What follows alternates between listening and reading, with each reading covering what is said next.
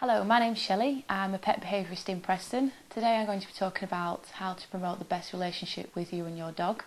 I'm going to be doing this by talking about the best way to feed your dog, the best way to have good interaction through play and game time, the best way to train your dog through positive reinforcement, sleeping times and walking your dog. Mealtimes to dogs is one of the most important parts of the day. Feeding twice a day is ideally the best for dogs, as it helps give them a steady release of energy throughout the day and helps the digestive system. Many pet owners tend to feed the dogs before they eat, either because they don't realise the implications of the dog eating after them, or that it's just easier to do that within the day-to-day routine. Dogs being a pack animal, there is a hierarchy with eating. Dogs that get to eat before family members tend to think they're more higher ranking and kind of more important to the rest of the family. So it is advisable that you feed your dog after you've eaten. So it would be ideal maybe after breakfast or after tea time that your dog gets its meal. Making sure that it has 1 bowl a day or 2 bowls a day in your food will make your dog very happy.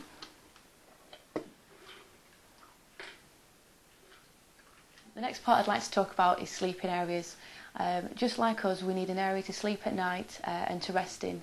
Dogs find that their bed produces security and comfort for them.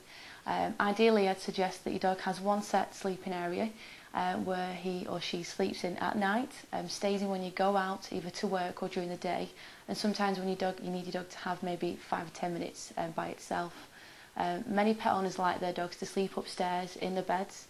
As lovely as this may be and comforting to us, it's not really advisable, as dogs need to understand their position within your family, and sometimes some dogs can get very confident and think they're more important than other families in the place of the area they sleep in the house. So either making your dog sleep maybe on the landing would be more advisable, or a nice part of the house where it's quite quiet and your dog can have 5 minutes if it needs be. Winston, bed. Good boy. The next part of this talk I'd like to talk about is games and toys. Games and toys are one of the most enjoyable things to your dogs. It's fun time with you and your dog for interaction and training as well, because you can use recall and retrieve games. The only thing is, many pet owners tend to leave their toys maybe hanging around the house. Your dog has access to them all the time. One problem with this is that they can lose their interest and uniqueness to your dog, so your dog's less likely to be interested to playing with them, so you end up buying more toys. Or that your dog kind of becomes possessive over them as well. So you try playing with them and your dog thinks that he owns or she owns a toy, and isn't very happy when you do like to play with them.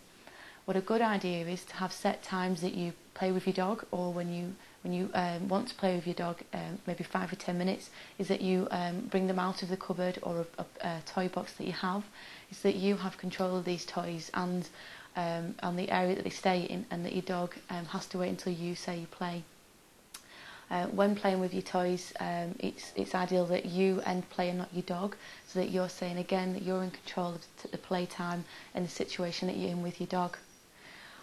Fun toys such as balls on ropes and teddies can be very enjoyable to all dogs, and they like to chase them.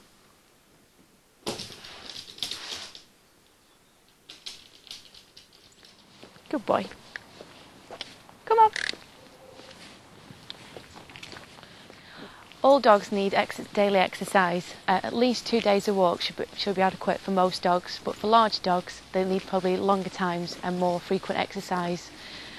Daily walks can be exciting for dogs. They get to interact with other people and other dogs, and it's a fun time to increase training through recall and introduce fun games on the walks, such as fetch, or introducing fun games such as tennis balls, throwing them.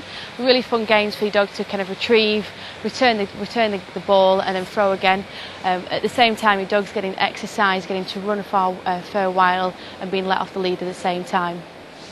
Winston, what's this? You ready? Steady? Go. Get it. Winston, come here, good boy. Sit. Oh, good boy, good boy. This is a good way of recalling your dog.